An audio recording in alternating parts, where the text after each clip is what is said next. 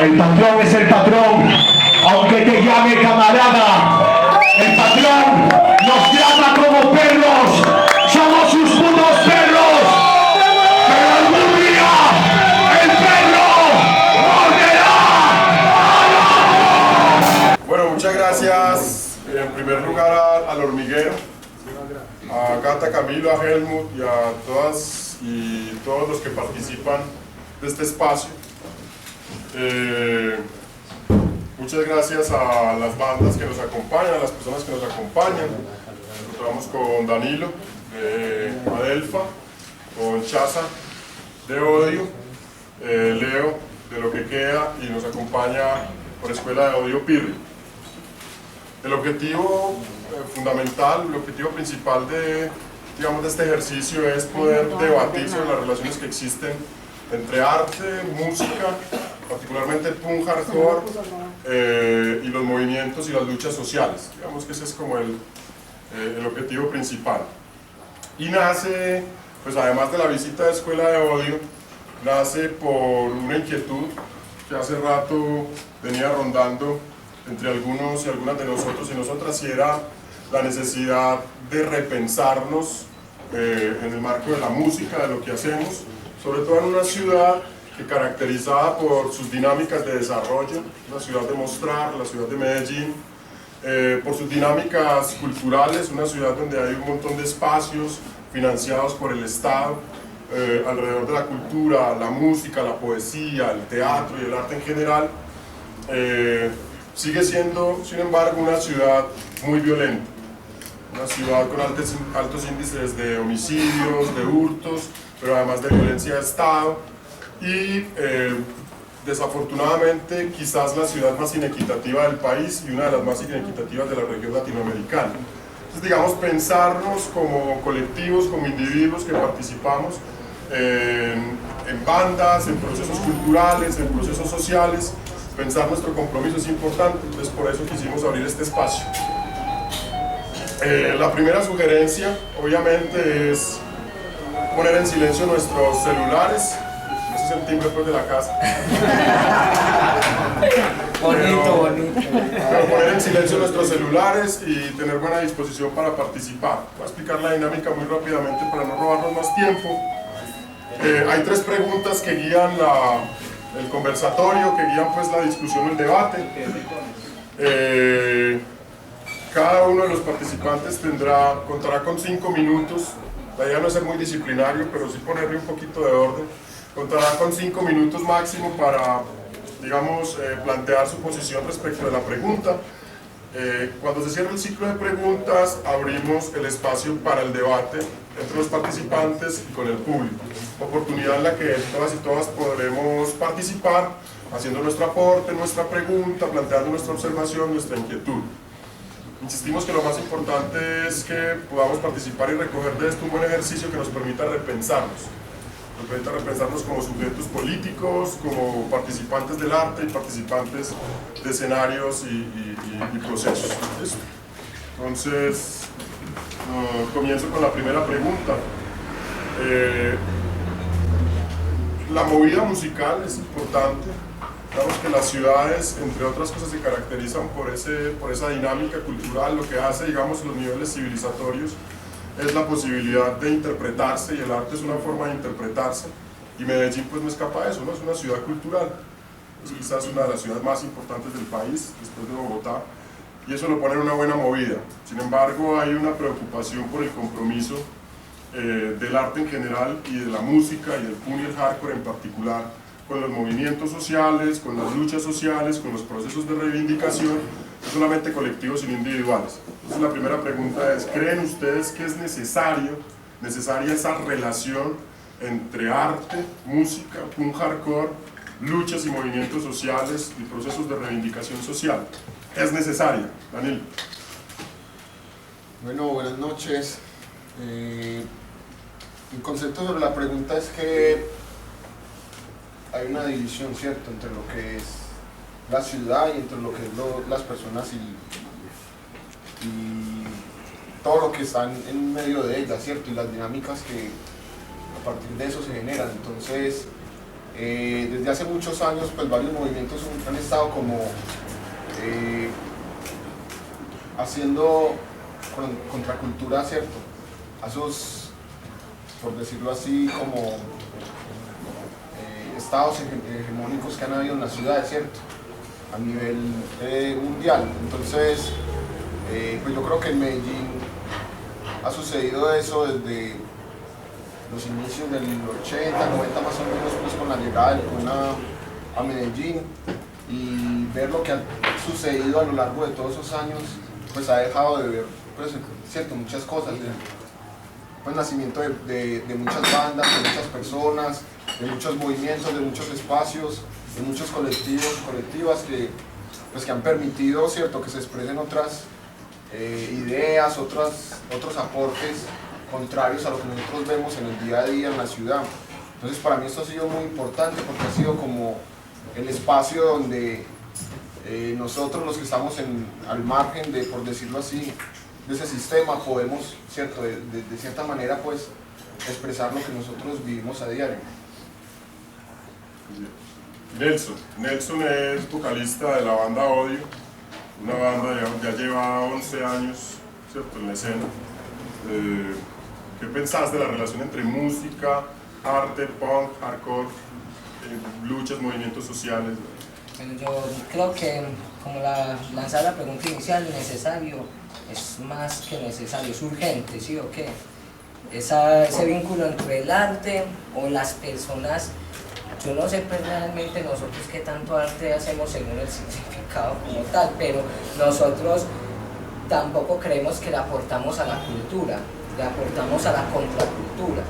Entonces, en esa medida yo creo que desde la historia, la música, pues como que es el campo que dicen del arte que estamos nosotros incluidos y nosotras, desde sus inicios comerciales ha fortalecido a la ideologización de masas, ¿cierto? En un momento instrumentalizada por las religiones, también tenían concentrado el conocimiento y las capacidades para hacer música. Entonces, desde sus inicios, el arte y la música en específico ha tenido un vínculo directo con la cultura.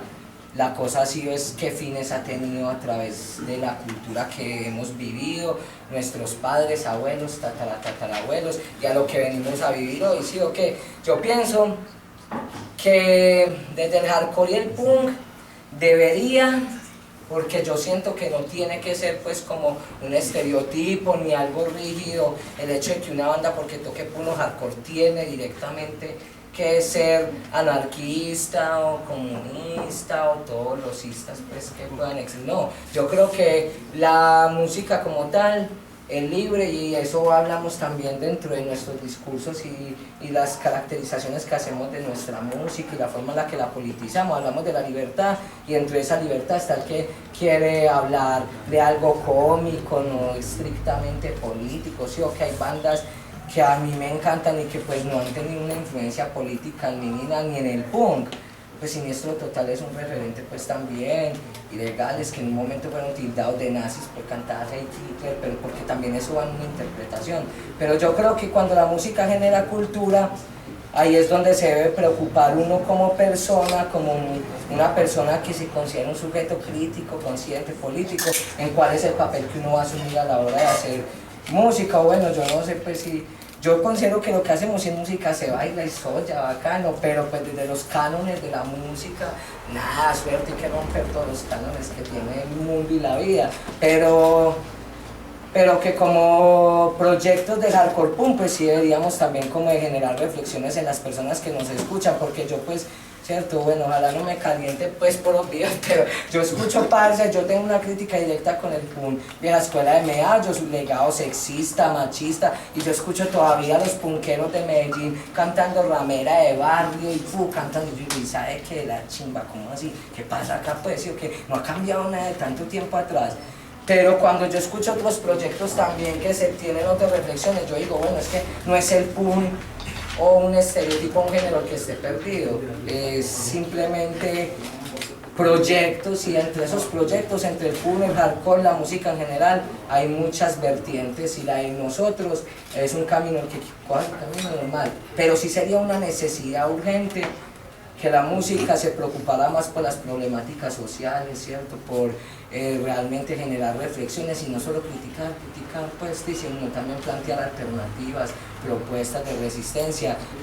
Y la interlocución entre las bandas y los procesos sociales, yo creo que una mera banda, el hecho de resistir, aguantar tantos años, reunirse, conspirar letras, pensarse lo que van a decir, ya es un proceso social que transgrede en lo cultural o en lo contracultural en todo aquel que entienda el mensaje. Muchas gracias. Bueno, Leo es vocalista también de una banda bastante vieja escuela ya en la ciudad, desde 1998, pero además ha tenido varios proyectos. Ha tenido varios proyectos como colectivos, digamos, orientados a producir ciertos impactos. ¿Qué pensás, Leo, de esa relación? Yo quisiera hacer una precisión acá a propósito de lo que planteaba Chaza. Decía, no hay una relación rígida, ¿no? Digamos, la relación no puede ser rígida, y que en ese sentido me lo voy. Una ley. Y que en ese sentido no hay una relación condicionante entre pensar de determinada forma y hacer un hardcore o hacer determinado estilo. Sin embargo, digamos, consideremos un poco más amplia la noción de compromiso político y de producción de cultura. Me explico. Cuando una persona a través de determinado género plantea determinada lírica que supone una relación particular entre hombres y mujeres, digamos, eso está produciendo un impacto cultural, ¿no? Aunque el compromiso sea, o no haya compromiso, aunque sea inconsciente, ¿no?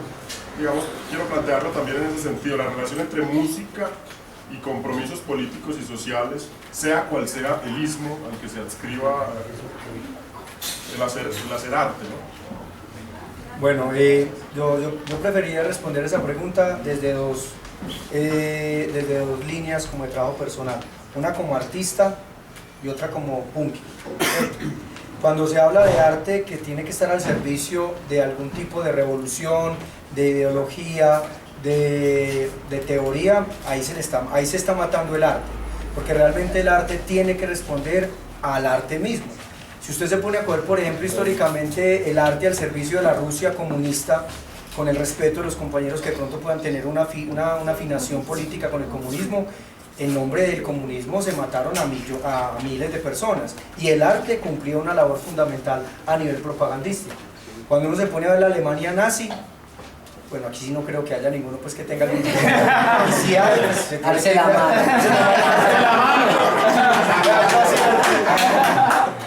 Cuando uno se pone a mirar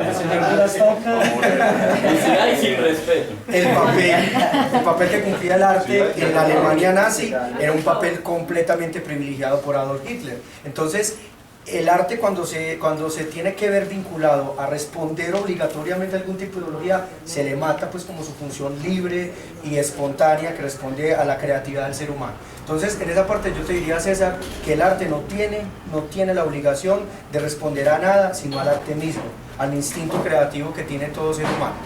Ahora, si lo vamos a ver el arte igual a música igual a punk, hardcore, cross, etc., yo sí me atrevería a decir, y comparto pues como la opinión de Chaza frente a eso, que no es una opción.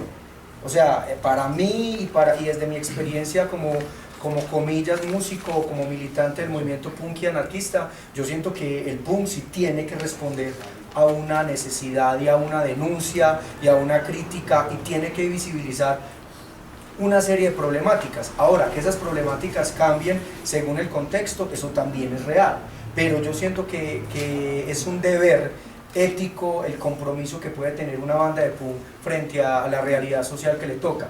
Eso no excluye que de alguna manera el vocalista o las personas responsables de las líricas puedan entrar en una dinámica más existencial, más personal, más reflexiva. Eso no implica, pero para mí una banda de punk que no critique, que no cuestione lo que está pasando en el mundo, en la realidad, en su contexto local, debería ser una banda de pop. Pienso yo. ¿Por qué? Porque ese es como el sello característico y el sello que nos diferencia de otros géneros musicales, que nosotros no pretendemos olvidar la realidad, sino que tomamos la realidad y la convertimos en algo completamente creativo, a través de la música, a través de la ropa. Y con eso toco un tema que de pronto Eso puede generar polémica y lo debatimos si quieren ahora. Yo estoy convencido que el punk, el hardcore es una unidad estética, filosófica, musical. Y yo pienso que dentro de esa unidad la música es importante, la vestimenta es importante, las ideas son importantes y todo es un conjunto que a la hora de la verdad hace parte como de la identidad nuestra. Entonces yo sí creo que realmente la música punk, sea cual sea su división, porque ahora hay tantas etiquetas que uno ni siquiera sabe realmente cuál es cuál, pero digamos que globalizando pues el término punk hardcore, sí debe responder, y los punqueros y las punqueras deben ser hijos de su tiempo, y como hijos de su tiempo tienen que reflejar en sus letras, en su actitud y sobre todo en su comportamiento cotidiano esa revolución o esa pequeña contribución como a un cambio social.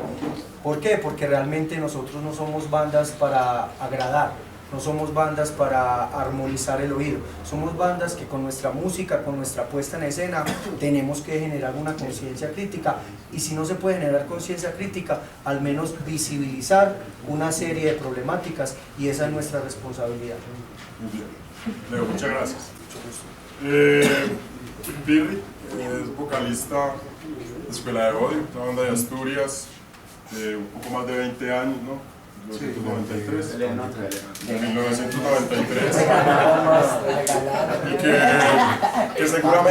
que seguramente todas y todos los que estamos acá hemos escuchado, ¿no? Y que también, digamos, ha participado en su contexto de procesos o dinámicas. Es un poco Pirri, ¿qué piensa Pirri? ¿Qué piensa Escuela de Odio de la relación entre música, punk hardcore, arte, compromiso político, luchas sociales? ¿Esa relación es necesaria, sí o no? ¿Por qué? Bueno, antes de nada, disculpas por llegar tarde, había mucho tráfico como Medellín. Y bueno, que es un placer muy grande para nosotros estar aquí. Pensamos que era algo imposible hasta que se hizo realidad y bueno, voy a intentar que esto sea lo más asequible a todos para poder hablar y estar un rato pues compartiendo ideas, compartiendo opiniones. Y vamos, yo respecto a eso, a música, arte y cultura, yo creo que viene unido de la mano, ¿no?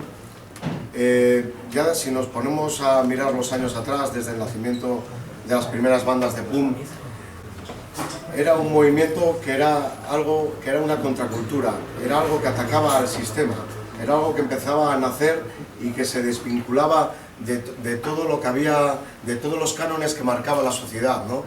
De los estereotipos que marcaba la sociedad, como esto tiene que ser así, esto tiene que ser asá, algo que iba en contra de las normas, ¿no? De lo establecido, y como no, algo que atacaba al sistema, que hacía daño al sistema. Entonces yo lo veo así, desde la influencia que tengo de las bandas que yo escuché, de las primeras bandas de punk británicas, de las primeras bandas de hardcore americanas, de New York, de Boston, de California, de Washington, y de las primeras bandas de punk y hardcore que nacieron sobre todo en Euskal Herria, en Euskadi, y en el Estado español, ¿no? Por el contenido político, por la ubicación que tanto las bandas estaban asociadas con los movimientos sociales, culturales y políticos, antifascistas, anticapitalistas, etcétera, etcétera, etcétera. Todo ello iba unido de la mano.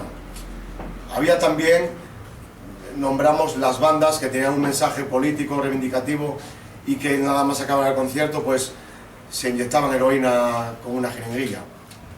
Quiero decir, no podemos criticar ni hacer una evaluación de decir estos son más críticos con esto que estos. La heroína fue una lacra que ocurrió en el punk cuando nació en España a principios de los 80, ocurrió también en Londres y en todos los sitios del mundo a partir del año 75, 76, y eso fue algo que también rompió un poco el respeto hacia el público en general de lo que era el punk y el hardcore, ¿no? Pero yo creo que eso tiene y va de la mano una cosa con la otra. También, no solo la banda como banda, sino la gente que formamos parte del movimiento, individualmente, en la participación de luchas sociales, en la participación de colectivos, creo que es muy importante, al margen del PUM, ¿sabes? En una manifestación, detrás de una barricada, en una lucha de la clase trabajadora, en una lucha por conseguir un objetivo de los campesinos, de los derechos de los indígenas, de los derechos de los trabajadores. Detrás de una barricada no miramos quién es el más pum o el más hardcore, sino miramos, vamos a conseguir esto, vamos a atacar esto, vamos a defender nuestros derechos, vamos a atacar al sistema, y no importa que tú seas el más pum del mundo o que lleves una camiseta de la banda más hardcore, importa que tengas esto amueblado, ¿no? Perdonad si a lo mejor tengo alguna expresión. Yo vivo en Asturias, que está en el norte de España. Tenemos un habla un poco más burro, un poco más tal que como se puede hablar en la capital, ¿no? En el centro de España. Yo también tengo alguna expresión. Me imagino que ustedes me entienden, ¿no? Sí, Claro, sí, sí, todo, todo.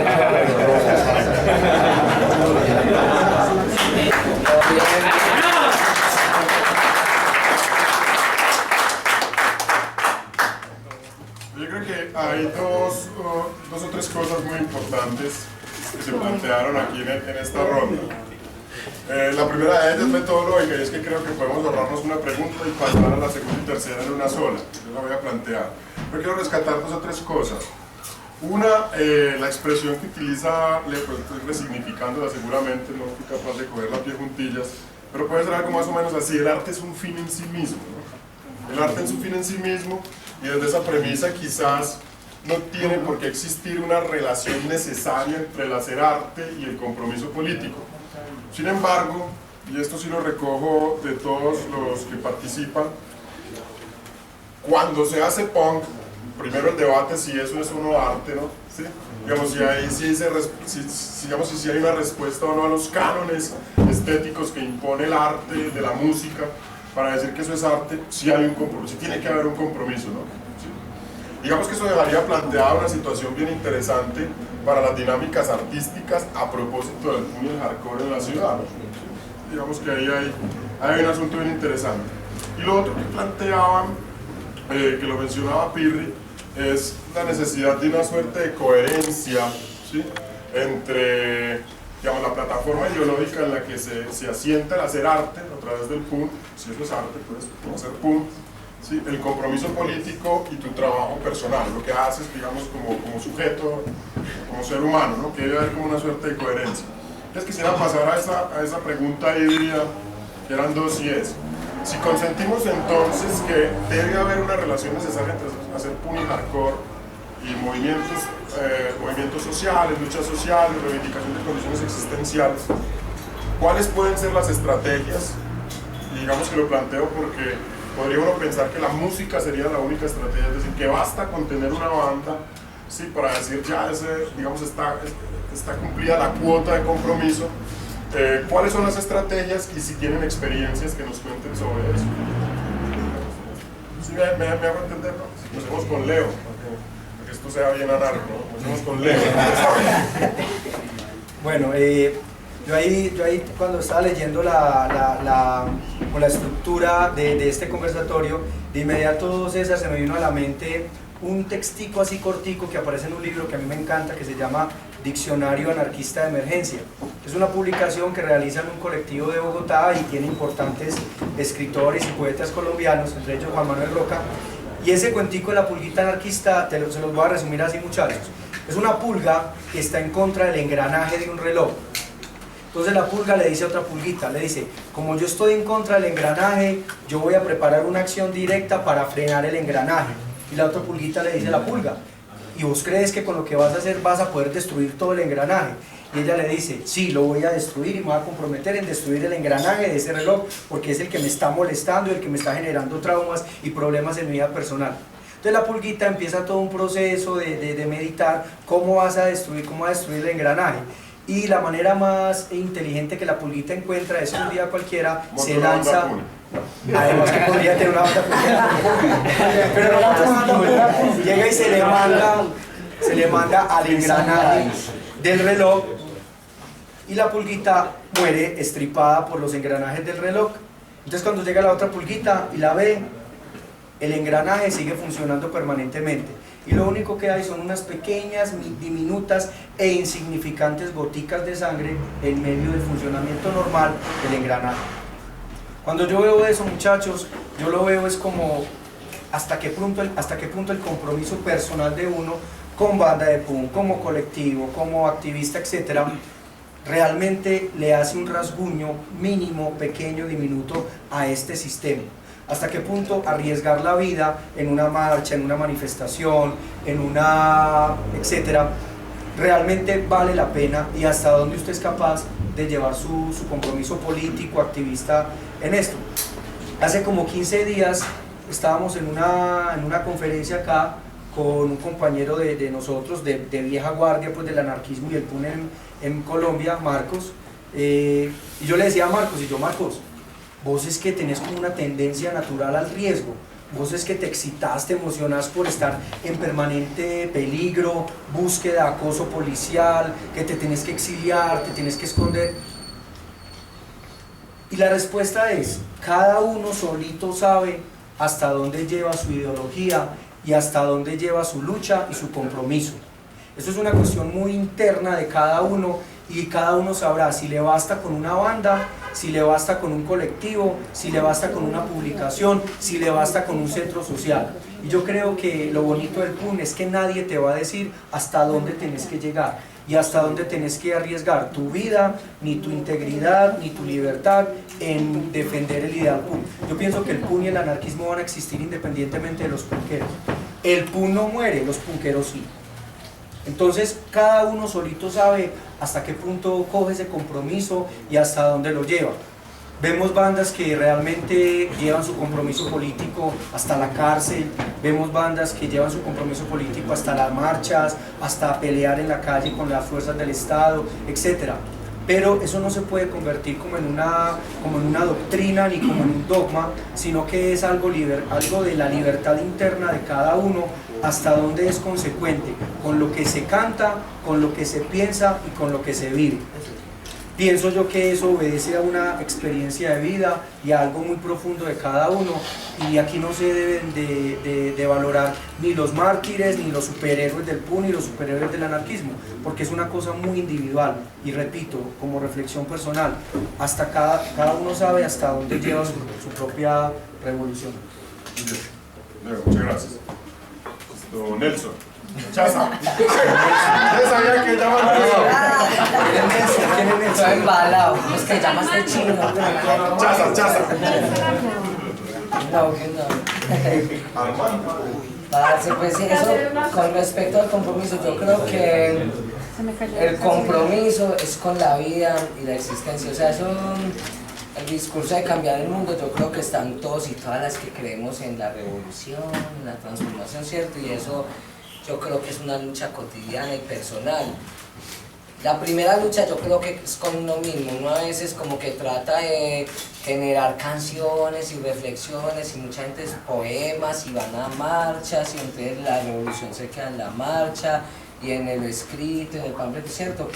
Cada quien tiene miles de herramientas. Lo que nos preguntabas, pues, ¿cierto? Como esas estrategias para demostrar su inconformismo, lo que piensa y esas búsquedas interiores que tiene. Yo creo que el primer cambio y la primera revolución empieza por uno mismo. Uno es el que se ve al palo, el que todos los días debe reevaluarse y reconstruirse, ¿cierto? Como lo decía Leo, todos los días uno es el que decide hasta dónde lleva sus revoluciones y hasta dónde las construye, con que no y con que sí. Yo siento que el hecho de tener una banda no necesariamente tiene que obligar, como decía, o sea, nada, en el PUN nada es una obligación. También, pues, ahorita que puede discutir, yo creo que llevar la estética no siempre es lo que genera identidad. Pues para mí, yo veo muchos punqueros, crestones, y cuando yo era peladito, los vi un montón punqueros de Cres y los más podridos, que eran los que me robaban, los acosaban, llegaban a cagarse en los parches, a generar, ¿cierto? Para ellos esa era su revolución, su transformación o su forma de cagarse en la sociedad. Para mí, pues, digo que yo tengo una gran dualidad con respecto a eso, y creo que ser PUN no tiene nada que ver con la gaminería, con la droga. En Medellín usted escucha reggaetón, hip hop, PUN, lo que sea, cualquiera puede consumir droga.